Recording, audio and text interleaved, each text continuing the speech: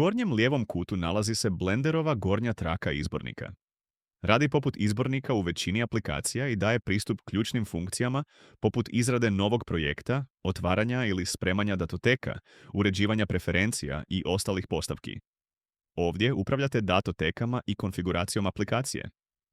Pokraj gornje trake izbornika nalaze se radni prostori, workspaces, koji nude različite alate i rasporede prilagođene specifičnim radnim tokovima. Ako koristite prilagođenu početnu datoteku, trebali biste vidjeti 4 radna prostora: Layout, Modeling, UV Editing i Shading.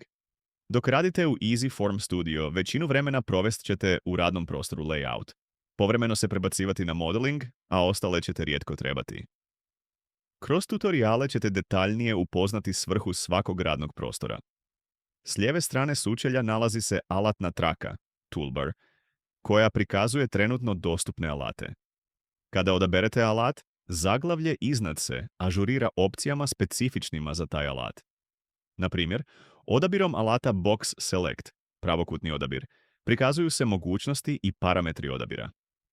Kada na alatnoj traci odaberete EasyForm Studio, zaglavlje će prikazati radnje posebno osmišljene za izradu i uređivanje ormara.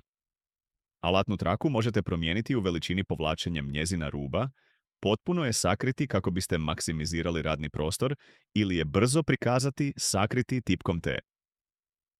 S desne strane nalazi se bočna traka, Sidebar, koja sadrži detaljna svojstva vaših objekata i radnji, poput izvoza vašeg rada ili izrade novih ormara iz predložaka. Bočnu traku možete uključiti i isključiti klikom na nju ili pritiskom na tipku N. Također je možete promijeniti u širini povlačenjem njezina ruba na željenu širinu. S ovim elementima na umu sada poznajete glavne dijelove Blenderova sučelja koji su važni za rad u EasyForm Studio.